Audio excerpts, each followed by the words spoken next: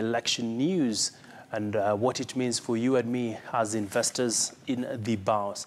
Well, right now I want to bring in Ken Gishinga, who is a regular analyst with us, and many thanks, Ken, for joining us. And perhaps the IBC is saying they'll be conducting elections once again in the hotspot regions, 4 counties. What are the budget implications? It takes about 12 billion shillings to organize an elections, and that's been one of the talking points on whether we are doing this thing the right way. For 4 counties, we are talking of over 100 polling stations. Obviously, there'll be significant expenditure, but what we're hearing from the governors there and also from the SDA church is, could this be postponed? So the worst case scenario is it goes on and no election actually happens, which means a cost has been incurred and would have to be incurred again, maybe next week. So I think it's really important that in the course of today, we get some finality on that, because we might have some double costing happening. Yeah. And of course, NASA is scheduled to address the country any moment from now. Right. Perhaps what do you take in that will constitute their press conference? What are issues that they are likely to address that touch on the election as well as the economic boycott they had mentioned? Right. I mean, these are very unpredictable times. It would be unwise for me to say they're going to say A, B, C, D, but my suspicion is they're probably going to continue with the briefing they gave at Uhuru Park earlier this week, which was they're forming a resistance movement, and they're going to have a boycott of certain companies. The economics behind that is yet to become clear, because it's not clear whether they're asking people to resign from these companies or to stop doing business. Yes. They might shed light on that, but I think it's still very, very early days to speculate on what that could mean. And it might affect the stock price for some of the companies. Yeah. Speaking about the stock price, the issue around the economic boycott is anticipated to really hit hard some companies that NASA had hinted. And perhaps this also revives the talk of the secession. What are your thoughts around this? For me, it shocks me how casually we use the word secession. I think it's a very loaded political term. If you look at Spain right now and the small state of Catalonia, that's a small state that has its own language, its own flag, its own anthem, and an identity of almost 1,000 years. And even now, for them to secede from the Spanish government is proving to be almost impossible.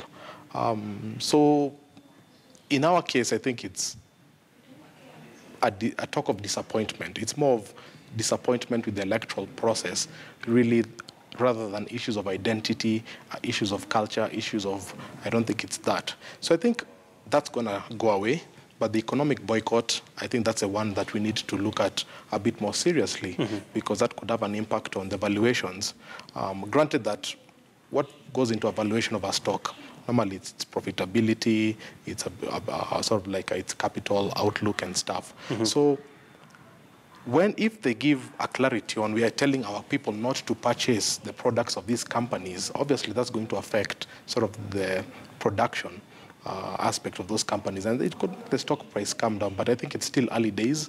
I think from what I heard, the president is planning on reaching out to the Right Honorable Raila Odinga. So I think maybe that might sort of like temper down maybe next week. All right. So I think it's still early days for us to really give an economic assessment in terms of GDP. Yeah. And Ken, this position that has been taken by the opposition is sort of bordering around a political chess game of sorts. Right. And what sort of moves should we expect moving forward right now that you're seeing a divided country, as we've seen the low voter turnout in various parts of the country?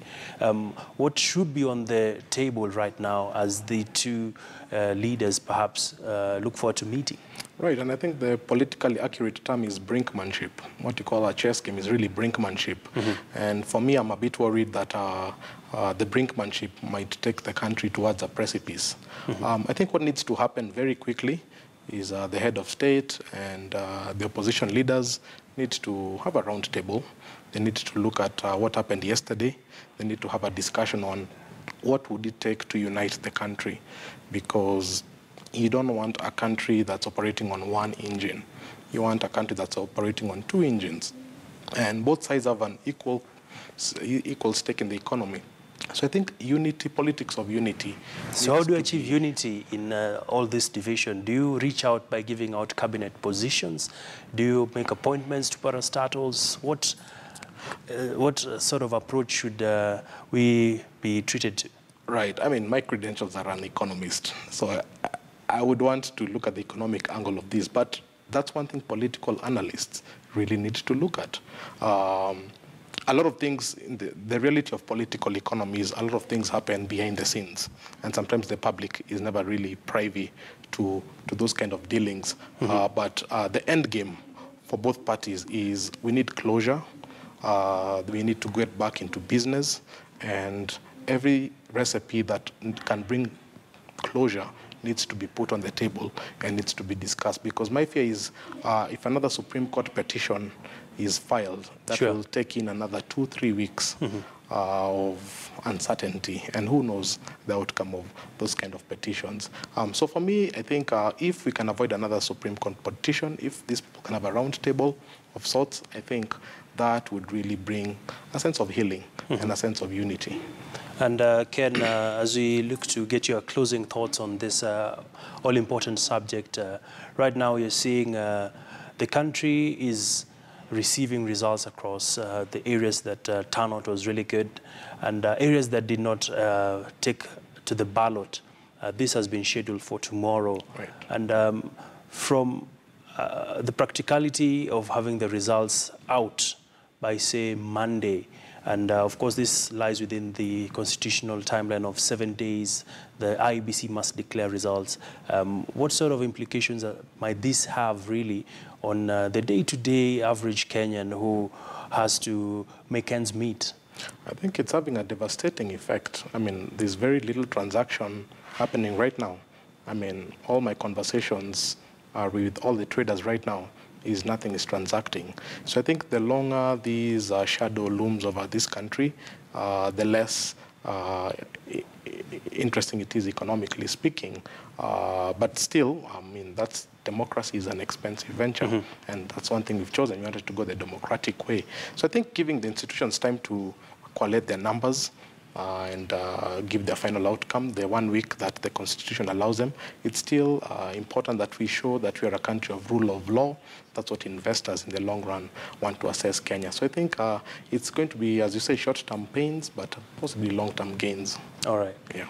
And if my director has the Super Bowl, we just want to walk you through the NSE